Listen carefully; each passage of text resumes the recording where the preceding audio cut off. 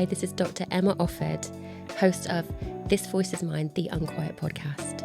For every neurodivergent mind that was masked, misread or missed, where identity is reclaimed and the system gets named, This Voice is Mine is a podcast for those who were told they were too much, too sensitive, too chaotic, too intense or not enough. Hosted by myself, Dr Emma Offord, a clinical psychologist, neurodivergent woman and unapologetic system disruptor. This podcast explores what happens when difference is pathologized and what becomes possible when we drop the shame, the script and the medical model. Through stories, reflections and conversations with people who were never meant to fit, This Voice is Mine reclaims the truth of neurodivergent minds, bodies and ways of being. This is not about fixing or fitting in.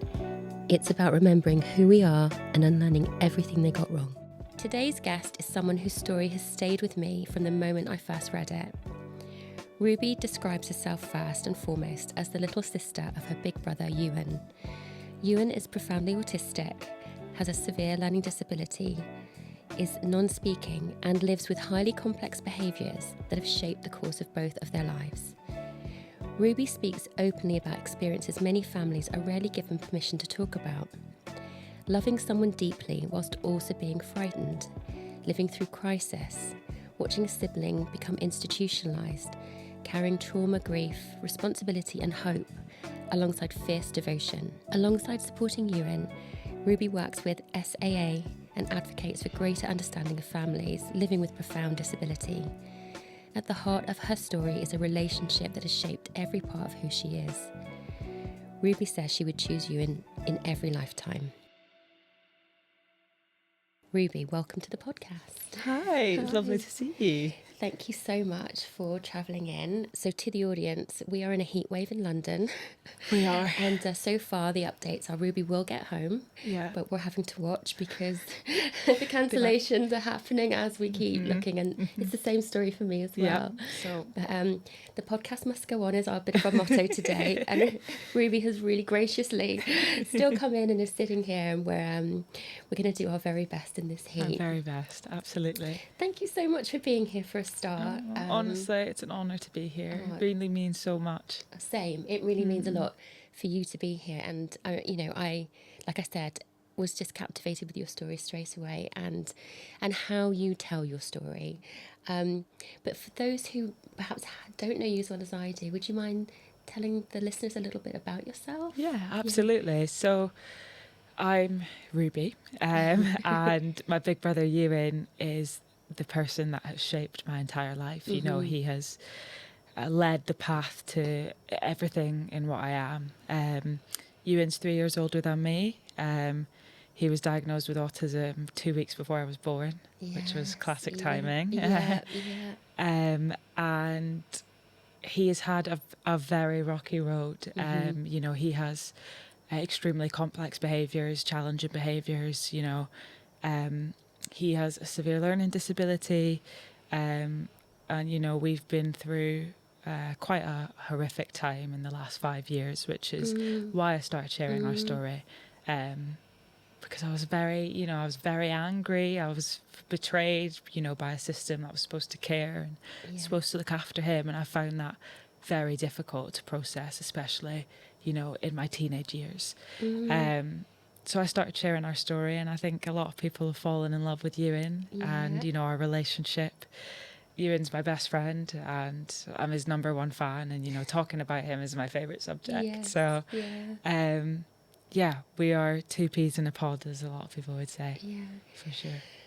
There's so much already that I want to ask you about all of that. But maybe if we start, you know, right back at the beginning. So you say he was diagnosed 2 weeks before you were born? 2 weeks before I was born. Yes, it collides, you know, for your parents. They probably already knew that there was, if they're going through a diagnostic process, that might be the result. But they've also got a new baby about to arrive. Like, I can't even, you know, imagine what it was like for everybody. Was huge. It was. Well, I you know, I wasn't there, but I can imagine just how massive that was for them. And, you know, they hadn't particularly noticed that Ewan was much different at that time. You know, I guess times were very different 24 years ago or 22 years ago, I guess. But his nursery teacher said, I think there's maybe something going on here. You know, Ewan isn't interacting with his peers, and at first they kind of went down the hearing problem. Maybe he couldn't hear, and he did have glue ear, and he got grommets put in, and they went through all of that, and then a few weeks later it just hadn't made a difference. And suddenly my mum, you know, I always think it's crazy that they never noticed he wasn't talking and stuff, but I think he was such an interactive and happy child that they just went by the boys are slow, you know, slogan, and they're maybe a little bit behind. But after he got his grommets in, I think my mum, she did a bit of Googling, and basically this thing called autism came up, and she read the traits and she said, yep. You know, every single one ticked a box that Ewan was a part of. And she went to, you know, the diagnosis, and they said, what do you think it is? She said, I think it's autism. And they said, yeah, I think you're probably right. And he went through, you know, at that time there was a week's like kind of centre he went to be diagnosed. Okay. I went in for like 5 days every day and went through a diagnostic process, and at the end they obviously said that Ewan was autistic, and that was 2 weeks before I was born. And I think immediately my mum went to the hospital and said, you need to tell me if it's a boy or a girl, because she hadn't originally wanted to find out, but at that time it was always said that boys were at more chance of being autistic, and she couldn't handle what that could be, you know, what was going to come into her life. And I imagine it was absolutely terrifying. But I came in, and I mean, the rest is pretty much history, you know. They managed to, God knows how, because they had 2 other kids as well. There's 4 of us, and, you know, balancing all of that, especially with Ewan, and what his life would then look like, they didn't know. But my parents are just the most incredible people on earth, and they've done a fantastic job of raising us, for sure. So you're born into a family where you have an autistic brother, and this is, you know, your other siblings were older, right? That's so right.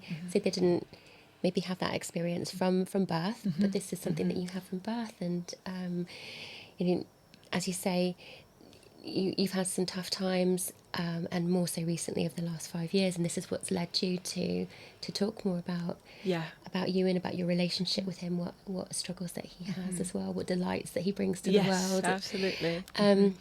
I don't know where to start. Like, do we start there, or do we talk a little bit more about you growing up with, you know, as a family? That would be lovely to hear about. Yes, absolutely. So, I mean, I have such a fond memory of me and Ewan's childhood. Like, it was really quite something special. And I mean, I was just his little shadow, you know what I mean? I was obsessed with him. Like, I remember when I learned what the word autism meant, I went to school and I was like, my brother's got this really cool thing called autism. And I was obsessed with making presentations about it. And I wanted everyone to know about my brother, because I thought he was awesome. But I thought he was so cool.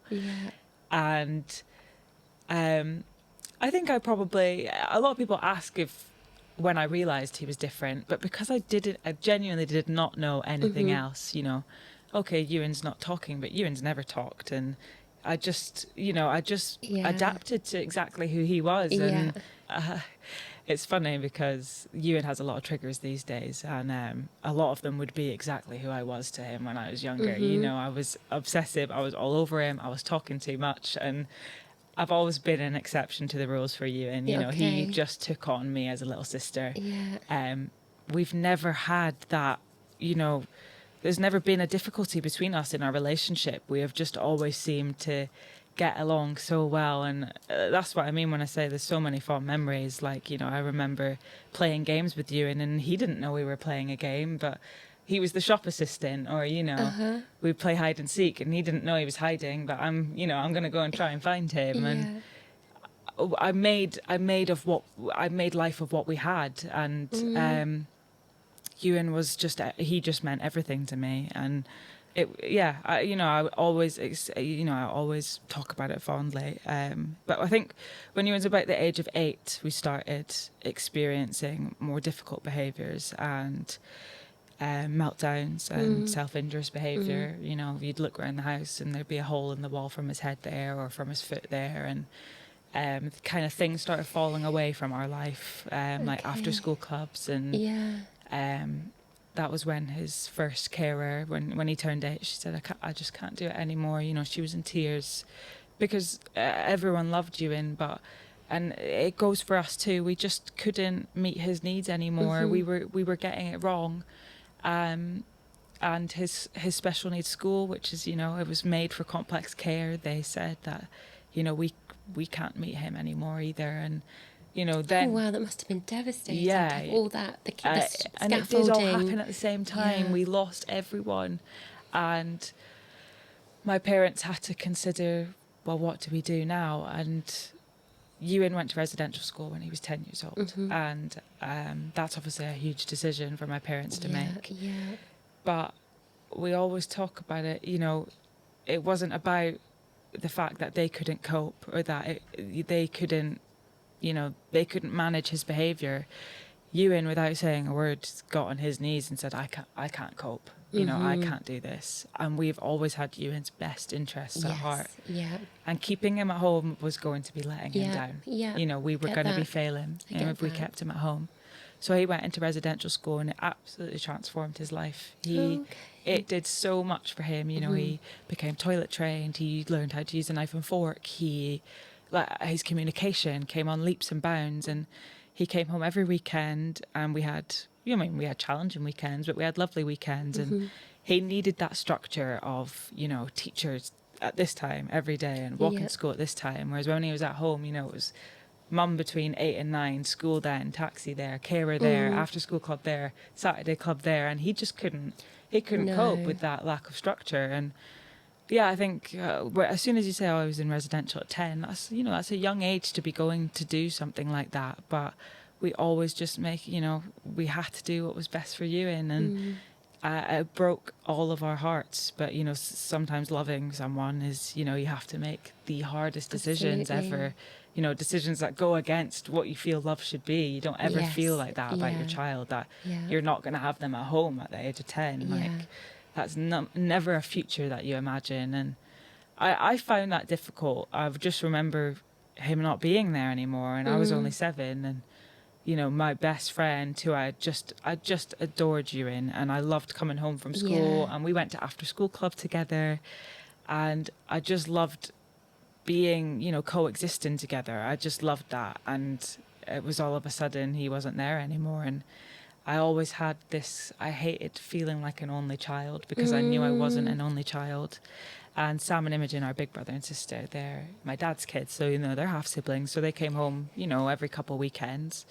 But I was on my own, and I didn't like that. I found that, and I felt resentment towards my parents in that way, that, and I hate to say that now, but I just thought, I'm not on my own. My brother's supposed to be with me. You know, my siblings are supposed to be here. I couldn't make sense of the fact that he had just essentially disappeared. And, like, every part of my life was now different. You're coming home to a quiet home. Yes. You know, you're coming home to a playroom that's not got you in, like, bouncing on a yoga ball, or sitting on the table, or standing on the sofa. Like, it's just silence. And it's, you have to learn how to keep yourself company without someone that has, you know, been there forever. And I find that, you know, very difficult to process and get through. I can really hear that, because just thinking what you were saying there about how close you were to him, and how intertwined you were, and you know, you were in tune even if you didn't like, you know, play the same game in the same way. You were still managing to do it and enjoying each other's company. And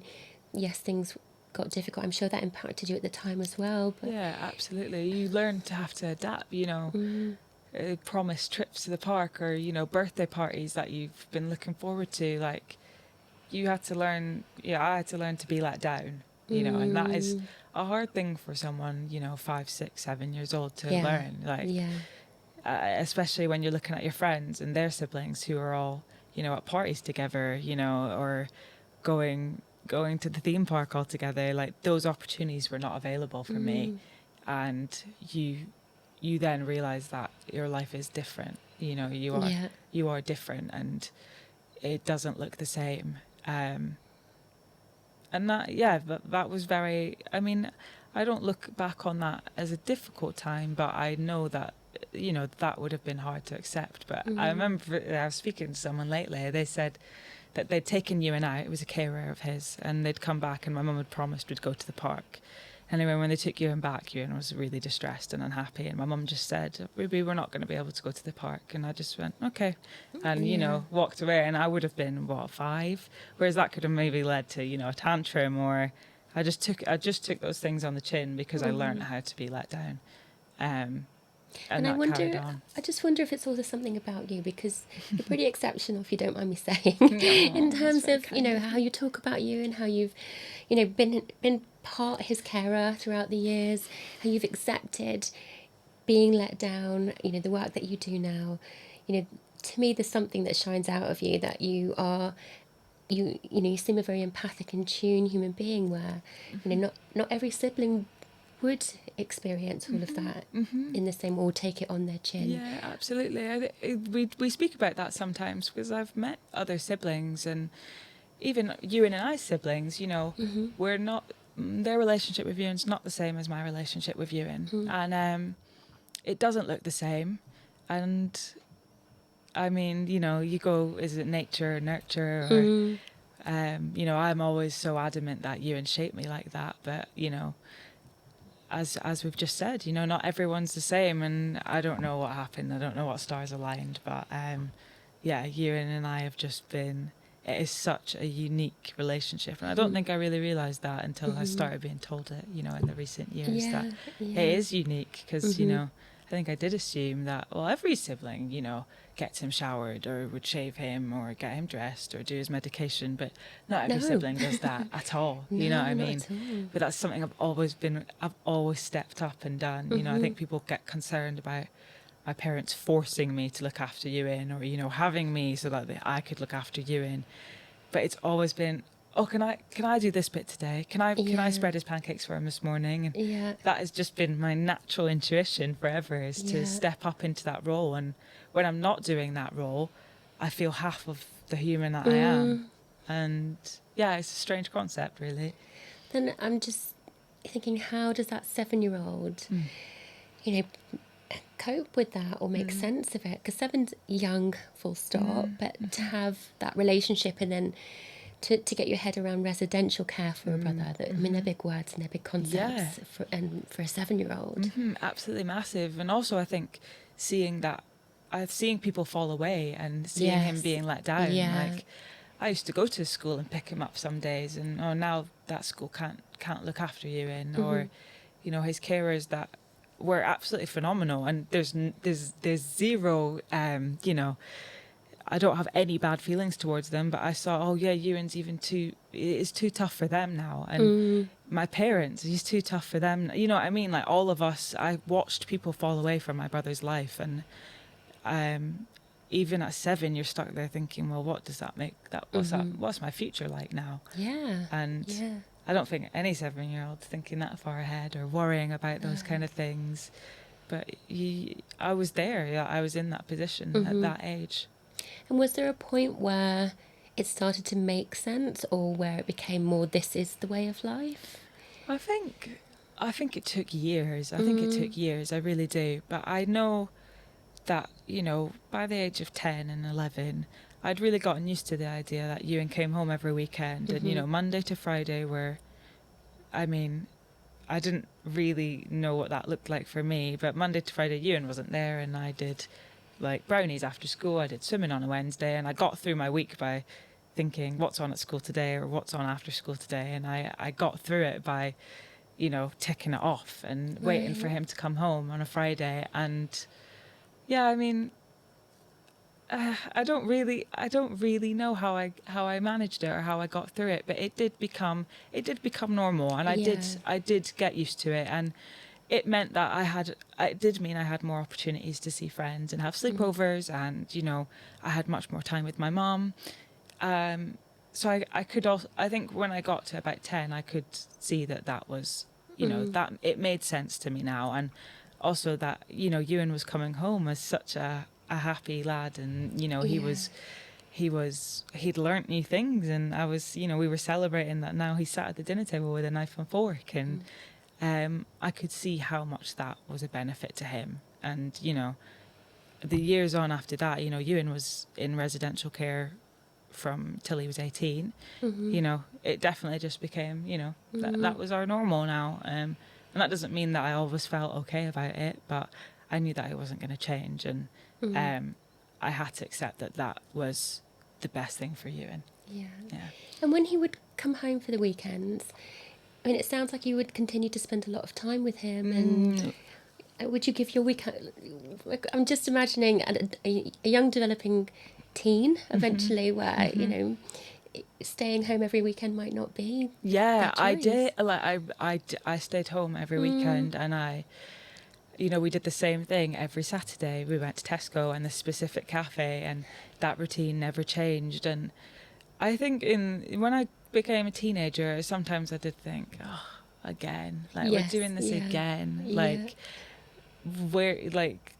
there just wasn't experience outside of it. And you are thinking, you know, it was Groundhog Day a lot of the time.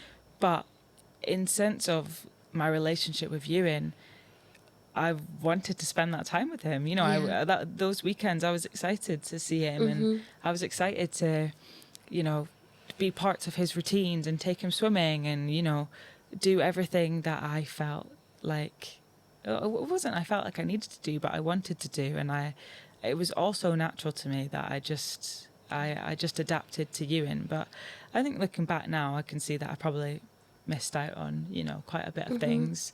Not necessarily because I couldn't go, but I felt I felt my safest place was with Ewan, and was in that routine of every weekend. And I because he was only home on the weekend, I didn't want to miss that time with him because, you know, it felt fragile. And Ewan's got a shortened lifespan, so I think you even get into bits like that, and I battle with that a lot now when I don't spend as much time with Ewan, like regretting, am I going to regret the time that I've missed with him? And again, huge things to think about when you're just a teenager, but really big you know, things to think about. It was something that was there for sure. So what did these weekends look like? You've described some elements, some parts that might have felt like Groundhog Day. What was it like for Ewan to come out of residential, his residential care, and then to come back home? Was that smooth? Was that challenging? Was it mixed? It was really quite smooth, especially on the Friday. You know, coming home was very easy for him because home has always been his safest place, his happiest place. And there was never, ever an issue about him coming home. He'd come in the door and he'd stand in like the hallway and he'd unpack his bag. So in the hallway. Yeah, in the hallway. And it would maybe take him over an hour some days. He would take his medication box out, his iPad out, his charger out, and he'd pass it to me or my mum and my dad. And he'd go back and forth from the kitchen to the hallway, kitchen, hallway, and he'd unpack his entire bag. And maybe that was his way of transitioning, in fact. Like now that I look back, that maybe that was how he processed. Okay, now I'm here, I'm passing this, I'm passing this, I'm passing this. But it's always been so smooth. And Ewan, you know, he loves getting into his pajamas and getting on the sofa, and he's got his iPad. He loves his home cooked meals by his dad. He's absolutely loves dad's cooking. Yeah. Saturday was always up Tesco and then a garden centre for lunch, and Sundays was always swimming. And sometimes it changed, you know. For a long time it was Chiquitos in the cinema, and we all hate Chiquitos. We all hate. Did you have to eat them? Yeah. My least favourite food in the world is Mexican food. And so why would you have to eat them? Because it just kind of kept things... Yeah, it just kept things smooth. If you don't have something on at your plate, he's thinking, well, am I allowed to eat my meal? Okay. You know, like, it doesn't feel right for him. Yeah. So you'd have to eat something. And there'd be times we'd take him into the shopping centre and we'd try and lead him towards ZZ. And he would just... And Ewan's never been a pointer, but he'd just start going. You know, he was pointing and pointing, and we knew he wanted Chiquitos. And those years were, I mean, there's a joke amongst our family that just Chiquitos shut down now. And to be honest, like, it does break your heart thinking about Ewan, but for all of us, we're just like, thank God. Because we spent so much time in Chiquitos. Yeah. He would wear the sombrero hat, and like, it's just fajitas. He loves fajitas. Okay. And that was, you know, So, but they were very, very samey every weekend, and that becomes exhausting. It does, yeah. I remember my 16th birthday. I was really excited for it, and it was spent Tesco and the garden centre. Right. The same thing we'd done for the llast 12 years of my life, and I remember thinking, oh, could it have been something different today? I always vouch for the fact that I've never felt resentful towards Ewan or my parents, but there's definitely days where I thought, oh my God, not again. Because that's natural, isn't it? Yeah, 100%. You don't have to blame somebody, and it doesn't have to be someone's fault to feel the impact of repetition. And repetition that has been going on for a long time during a special event like your 16th, but also that you don't particularly enjoy. No. And Ewan used to drag these things out. Like, he'd sit in this garden centre for 3 hours, like eating one bean at a time from his sausage, beans and chips. You know, he used to absolutely drag, and you would sit there just wishing for it to be over. And because of his rigidness and his autism, like, you're not allowed to make certain sounds, and you know, you're sitting in a position and then you're thinking about, oh, there's a baby over there, or there's someone coughing over there, and that's exhausting to be in an atmosphere where you're constantly thinking, oh gosh, is that gonna upset him now? But we can't move because we've got to stay here till he's finished every bit of his plate. And it was a lot, but there was also so much joy. And when you look back on those things, we really do find it funny. Like those days we had to sit in Chiquitos, or, you know, we'd go to the cinema and see the same movie, like, you know, for a month. It'd be like, I remember my dad saw SpongeBob, I think, like 7 times, and he hated SpongeBob. But, you know, you have to go, and it was very Ewan led. So, you have to get very used to that repetition. But as I say, it's very normal to hate repetition, you know. Of course it is. And you know, what beautiful safety that you're able to give him. Like, I'm just hearing you say not moving and not saying certain, not making sound. So being really super aware of his needs. And I guess you would have to suppress your own, wouldn't you, in that situation? Like, you might want to move, and you might have something to say. You might be feeling really bored. And you know that that's going to have severe consequences, perhaps, if you don't do that. And it's not anyone's fault, but those are the facts and the circumstances, aren't 100%.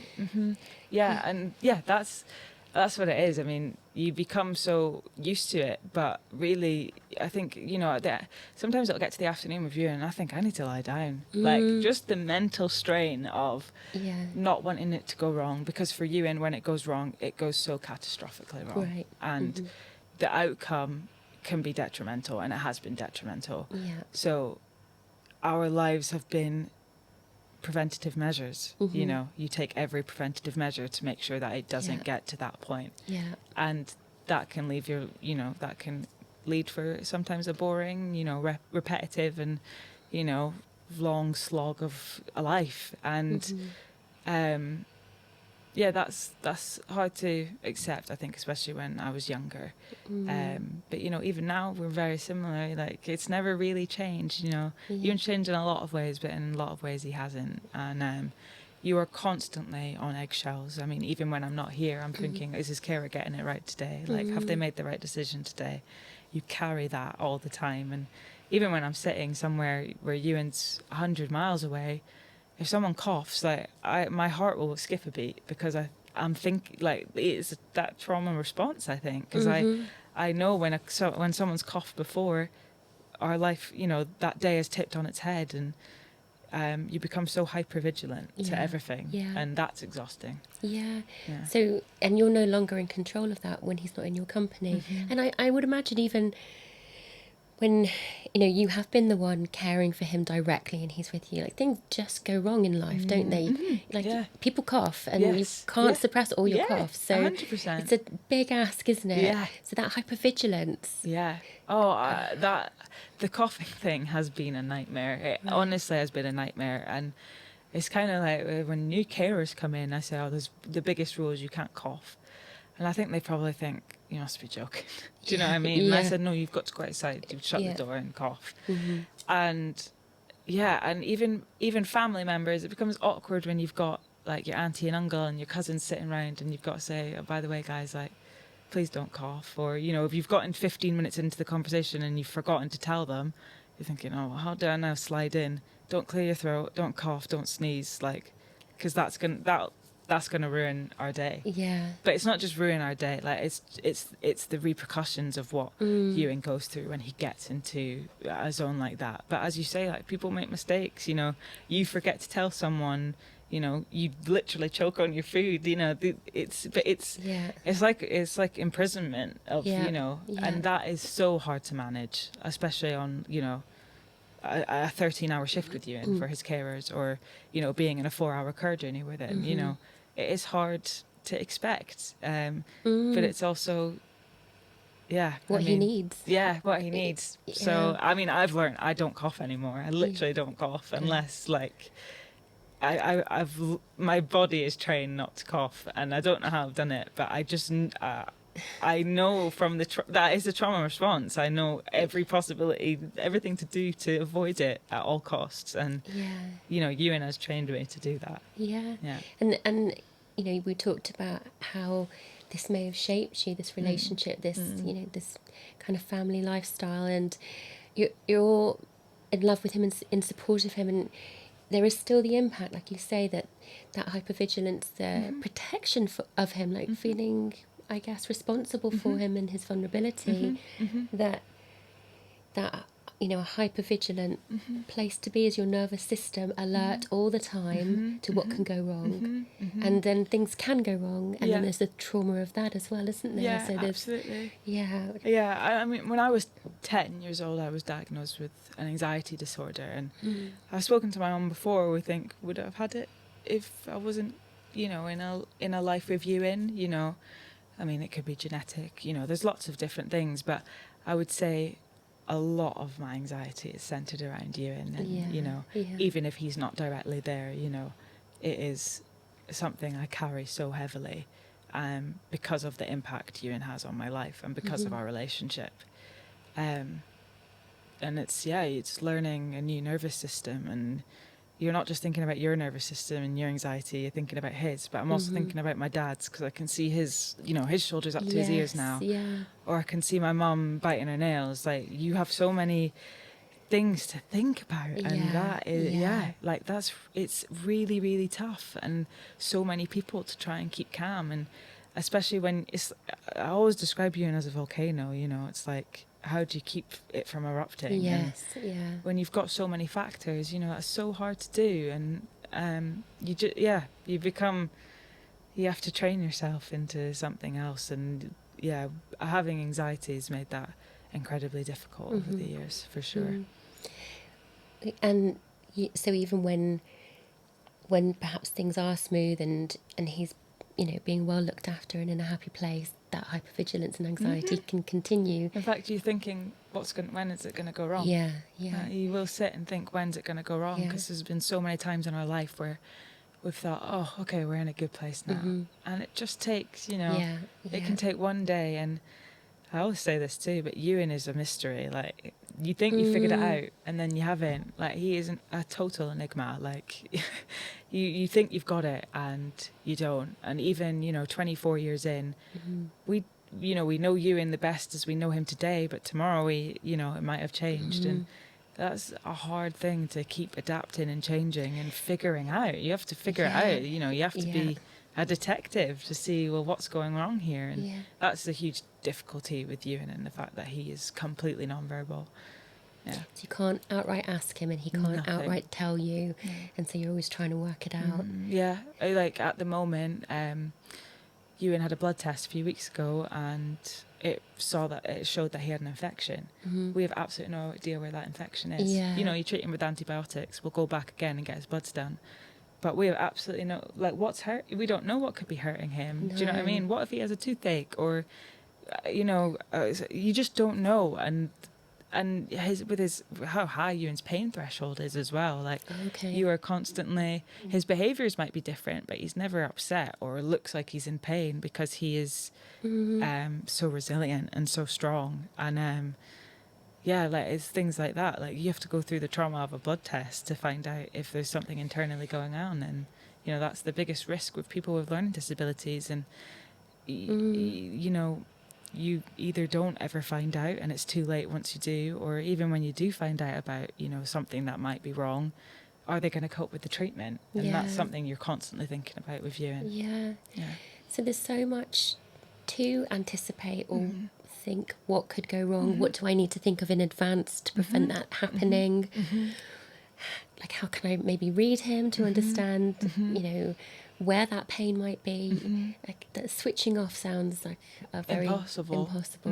Like sometimes I think I'm gonna have to get a plane home just so I can be in that room and figure out what's going on, because a lot of the time you think, well, no one knows him as best as me, and I'll get on a plane if I need to figure out what's wrong with him right now. You know, what's made his day like that, and how do you balance that with also trying to live your own life? You know, you can't just get on a plane and try and figure it out at the drop of a hat. You know, life isn't as easy as that. No, and even if you could, would an employer understand that? Would, you know, a friend understand that? Would 100%. someone you've made a commitment to understand that? You've got to let other people down sometimes if you do all of that. You know, as I said before, I've been used to getting let down, but I've also had to get used to letting other people down, and that is something I cannot cope. I find that, you know, I've been a chronic people pleaser, and they say that is actually very common for siblings, because, you know, your whole life you're trying to make life easier for people, right?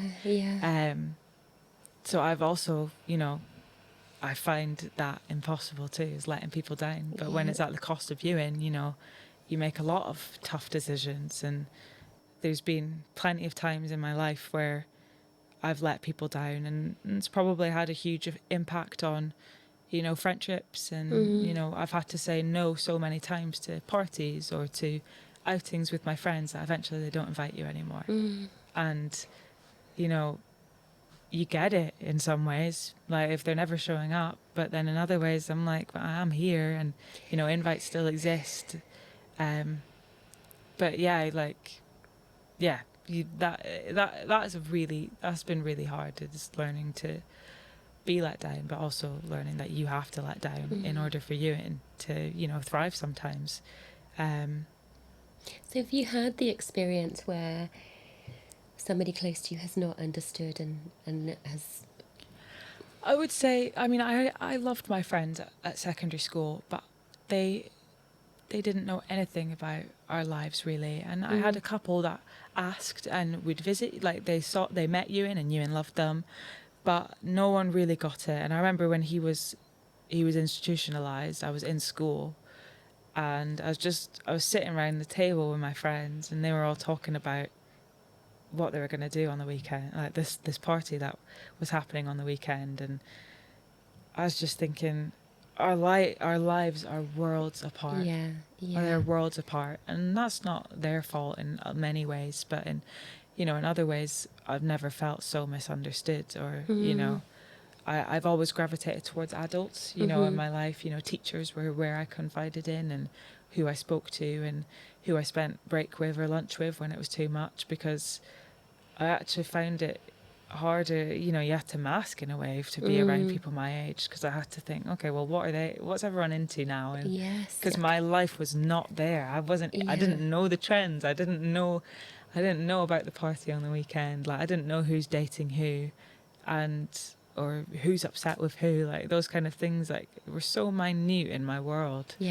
But I also didn't want to lose friendships, you know, of people that I loved and I loved spending time with. But yeah, I would say people didn't understand. I'd say people didn't understand then, and I probably needed people to understand the most then. Of course. I mean, we all need our social scaffolding in some form, and it can feel so lonely to be misunderstood, or, you know, to have all of this happening underneath, you know, to not be able to go into the, you know, like the depths of our actual experience with our friends. Like, that's what friends are for, is to be able to go deep, isn't it? So when, you know, that's hard to do. It is, but I also think, you know, I felt I wasn't always in a position to be able to tell them what to do, because I was what I was going through, because I was living through it, and I was surviving it myself. So, you know, trying to explain to someone, well, this is what this means, and actually I don't know what this bit means, and I don't know how long he's going to be there, and like, that's a very, very hard concept to try and manage, especially when you're in, you know, you're 17 years old, and, you know, life's supposed to be so exciting then. And I missed out on, I couldn't go on the girls' holiday and things, you know, at the end of school when we all finished our A levels. And, you know, and that comes with not just you and being in hospital, but the fact that I was in no mental state to be able to cope with what, you know, a holiday would, you know, consist of, and the weight I would carry if I was there and when Ewan's at home. And I look back on those years and I know that I missed out on a lot, and I said no a lot. And, you know, I try not to live with regrets, but, you know, there's probably times where I wish I'd just, you know, said yes and done things, because, you know, me being at home wasn't going to change how life was treating you in hospital. And but yeah, really, really hard time. I can really see that, really understand that. And, you know, I think what's also so incredible about you is that, you know, it hasn't, like you say, you don't talk about your family or about Ewan with resentment. You can, and I think it's important that you're able to say this, I did miss out on this, and this was boring, and name those feelings, and you know, maybe, you know, parts of your life you might have grieved, not having the full experience, but that doesn't stop you, you know, from appreciating and you know, not holding resentment. But they can coexist. It's not one or the other, is it? No, it's not one or the other. And I think I've learnt that more as an adult, that two things can exist at once, especially when it comes to a life as complex as Ewan. Yeah. You know, 100%. Ruby, at the beginning you mentioned something about systems letting you down. So far we've heard that the scaffolding fell away, but I haven't heard so much about the system that has let you down. What happened? Are you able to tell us about that? Yeah, absolutely. So about 2021, Ewan, he was in a residential placement post-school, so it was now an adult residential placement, and he had started displaying some behaviour that we hadn't seen, you know, to that extent or that often. He was very unsettled. It became apparent that he'd made himself blind in his eye from self-injurious behaviour, head-banging. Gosh. And his residential placement that he'd been at for about 18 months said that they couldn't do it anymore, and they terminated his placement. And it turned out that the way that they had ran this placement was quite spiritualistic and in a very beautiful way, but they kind of had their way, and Ewan didn't fit into their way. You know, they took away his communication systems, his talker, you know, without telling us. I can't get my head around that. And we still can't get our head around it. I mean, you know, people that we trusted, you know, that is Ewan's voice. That is the only reason that he wakes up and knows what's going on each day. Yeah. And they took that away, I think, in wanting to try and get him to fit into their kind of way. Or was it going to now help if he didn't have, you know, pictorial communication, that he was now going to understand verbal better? I don't know. I mean, there's something that we've never been able to really get to the bottom to. But they'd taken away his voice, and then when he displayed challenging behaviour, they said, no, we can't deal with that. And that was a result of what they had done. And we had to take Ewan home because placements are so short, you know, adult placements. There's not many places for people as complex as Ewan in community. And we had to take him home. And we thought, okay, this will be when we can heal things here. Like, home has always been Ewan's safest place, and being with his mum and dad and his sister, like, this will get better, because we'd lost so much of Ewan. He was now, you know, he could now only see out of one eye, but he also had behaviours that we'd never seen before. He was in awful condition. His face was always, you know, really injured, and he was coming for us in ways we'd never seen before. That must have been terrifying. Yeah, it was terrifying. It was really terrifying. And because we had hopes that we would make it better, and we didn't, we had never felt a letdown like it. You know, Ewan regressed and deteriorated every single day. He was so unhappy. We never saw him smile. he stopped stimming for, I would say, around a year, because he didn't have anything that fulfilled that excitement in his life anymore. And we'd literally lost who he was. We couldn't figure out what he needed. We couldn't figure out what was upsetting him all the time. And he was hurt. He hurt my mum really quite badly. And we said, you know, we can't do this anymore. We're failing him. Yeah. You know, this isn't, you know, we'd go on and we'd try forever, but the person that is suffering is Ewan. Totally, and we're not going to let him suffer Yeah. anymore. And we said, help. And he went into emergency respite. But whilst he was there, I think a couple of days in, he had a meltdown. That would have been absolutely petrifying, and I can absolutely, you know, I know that. But they phoned the police, and the police took him away that night and took him into the psychiatric hospital. And they phoned my mum I think they phoned her that night, and they said, you know, Ewan's been taken into hospital. And they said, but it'll just be for the weekend, you know, it won't be any longer than the weekend. And Ewan was in there for 454 days. Oh, that's heartbreaking. Yeah, and you read about these horror stories that you never think they're going to happen to you. Never think they're going to happen to you. And you also read about it happening decades ago. You know, you didn't think people were still getting locked up for being autistic. Yeah. And that's what it was. You know, Ewan was not mentally unwell. He was not, you know, he was not experiencing, you know, psychiatric problems. He didn't have mental health issues. He was autistic, and he had a severe learning disability, and he was in crisis. And you know, everyone in the hospital were phenomenal with him. They were phenomenal. They didn't know him. They got it wrong so many times. They had to figure him out on their own. But his consultant and his team, everyone agreed he needed to be out of the hospital. He couldn't be there. But once you're under the Mental Health Act, it is like a prison. Like it is so hard to get out of. Yeah. It is impossible, and it's down to social work to figure out a placement. Yeah.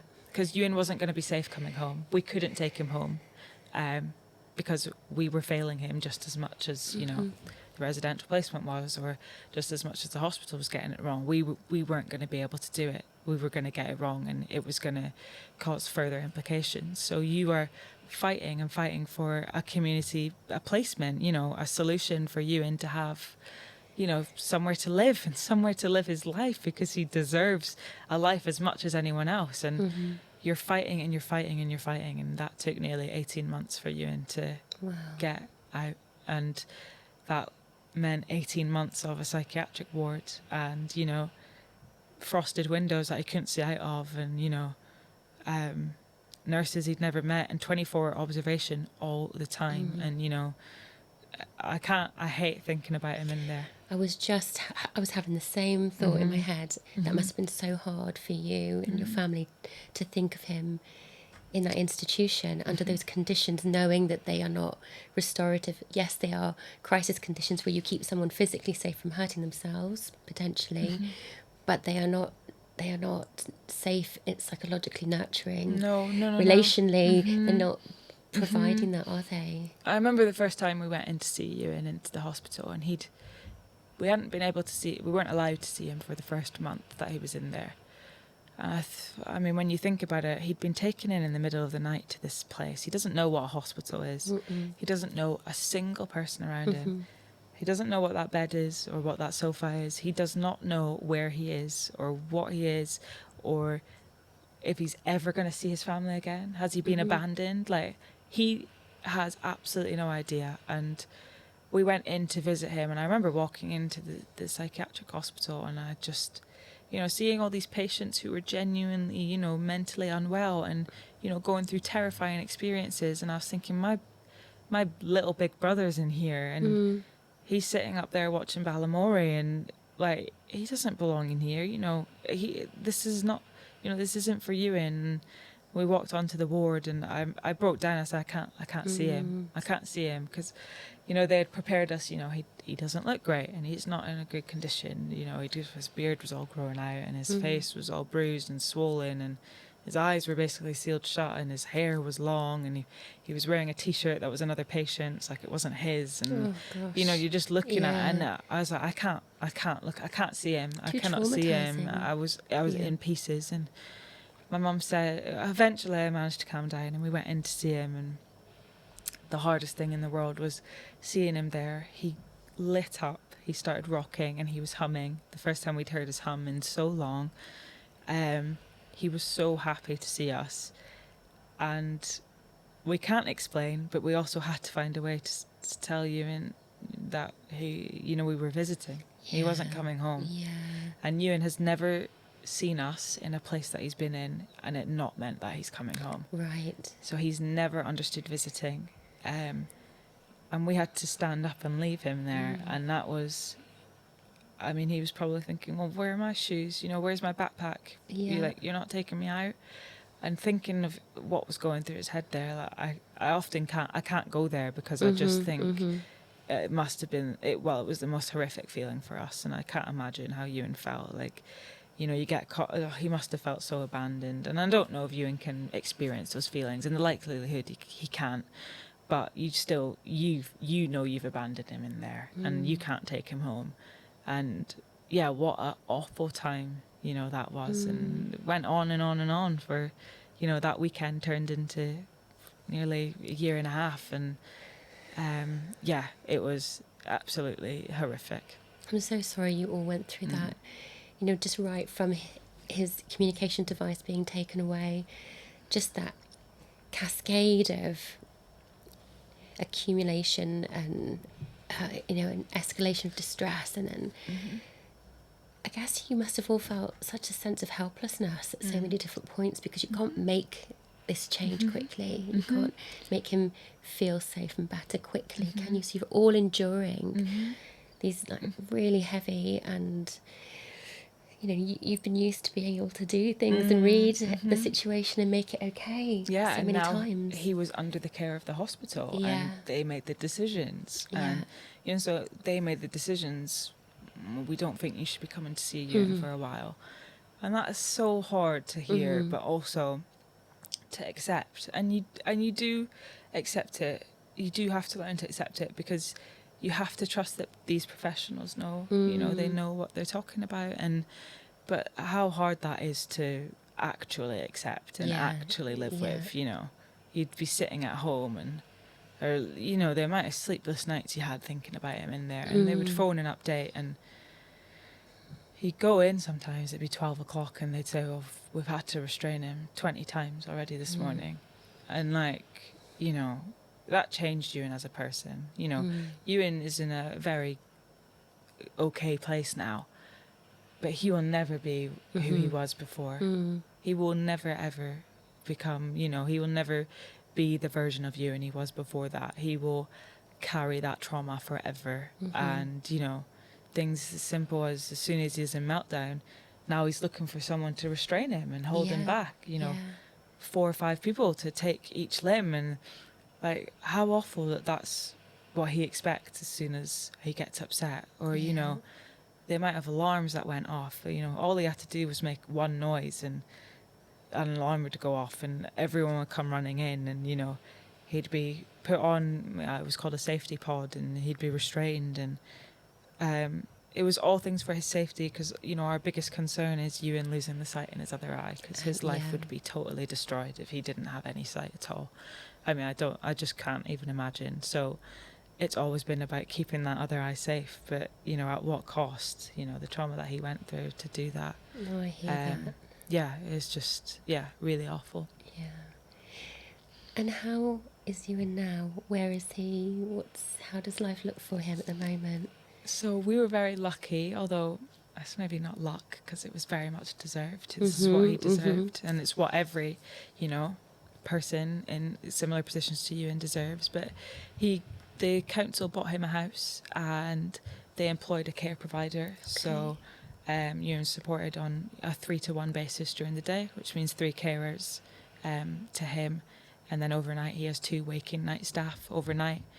And he's in his own home. It's decorated for Ewan. It's got a sensory room, an activity room, his bedroom, his living room. He's got a back garden. It's in the town that we grew up in.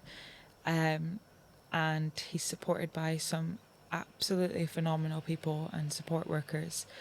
But that took a lot of time to get to. When Ewan first moved into the house, we had a pretty awful time. And, you know, he started with a team of 20 carers, and by the end of the first week, I think about 14 of them had left. Wow. And I think that's something that a lot of people don't talk about, but maybe don't actually experience. Something we've experienced a lot with viewing is rejection, and you know, people don't come back. You know, they do one shift with him and they don't come back, or they read his file and they say no. And that's it. We always say it takes a very special person to work with viewing, but I don't think some people realise just how special a person it takes. Yeah. But he is. I describe now, like, before hospital and all of this breakdown, you know, you'd have a meltdown once every 4 months or something. And now you can't get through a day without two, I would say. Do you know what I mean? Yes, yeah. And that's our new normal, and that's him at his best now. So you say, oh yeah, well, he's good. But really, that's not good. It's not good in comparison to what it used to be. You know, you feel sad that he is experiencing something every day, you know. Of course you would, and you have this story where you don't have full repair because you don't know what happened and why that decision was made, and that is so hard, isn't it? Because you know, you must have lots of what ifs about you know that point in time and where you're at now. It's wonderful that he's got these great carers, but what if this? Yeah.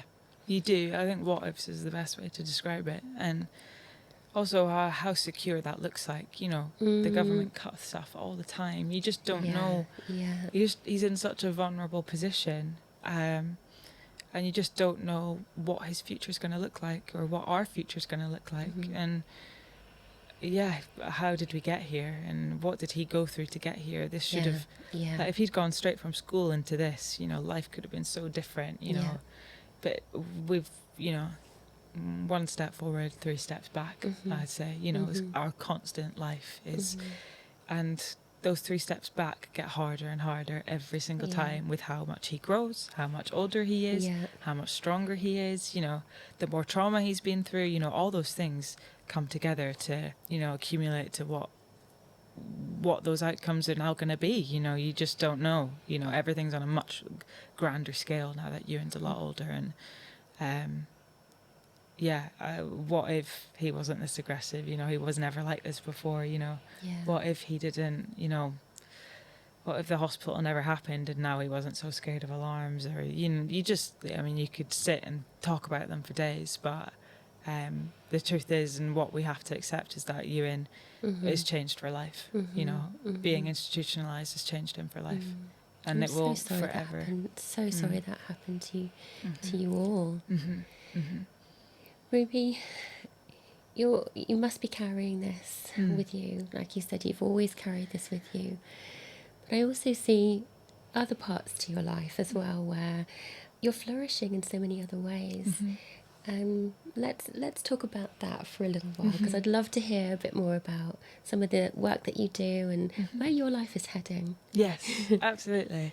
I think when I started sharing Ewan and I's story, I didn't really know where that was going to take us, but I'd always, you know, followed other accounts online, and I was very lucky that people reached out, and I now have a job with SAA Clothing, which is run by James, that's Stories About Autism, and his ex-wife Charlotte. They have literally just welcomed me into their lives, and it's so surreal because we sat and, you know, my parents, I remember during lockdown in 2020, she'd be like, oh, I really like this guy's posts he does about his 2 autistic sons, and you should follow him, Ruby, and started following him, and now I'm looking after his 2 sons, or, you know, now I'm, you know, in their house having dinner or watching the football, or that's a very surreal thing to wrap your head around, but it's also the best thing that's ever happened to me. And before this, I had never really written a life for Ruby. Do you know what I mean? I was just in Ewan's shadow, and, you know, it started from me being his shadow when I was a kid. Like, I followed him around, but then I think I got very much trapped in that. And I didn't, you know, I went through a huge identity crisis when I became an adult, because I just didn't know what my life now looked like. I didn't know who I was. I didn't know what I wanted to do. I didn't know a life beyond Ewan, and I was totally lost. And they picked me up and they found me. You can see that. took me in and put dinner on the table for me, and, you know, made everything possible. And I now have my own flat down south in England, and I'm very lucky to go home every about 2.5 weeks to see Ewan, and I spend every single day with him when I'm home. And, you know, I can advocate for the rest of the community, you know, advocating for Ewan's what I do best, but I have so much experience now that, you know, being a voice for people that don't have is my, you know, that's what makes my heart beat. And this job and what I'm doing and being down here and the opportunities that comes with is, yes, like what dreams are made of for me. And it's been very, it's just been incredible. And I've split my life in two, and I think that's the best thing I could have ever done for me. I'm so happy for you that you're going in this direction. Sadly, we've pretty much run out of time. Just one last question. I always ask my guests to bring in an object or something sentimental, something that means something to them. Do you want to tell us who you or what you brought in today? I've brought in Baby, and Baby is my stuffed toy that I've had since I was born. Like the day I was born, I've had Baby. And she's been through a lot, you know.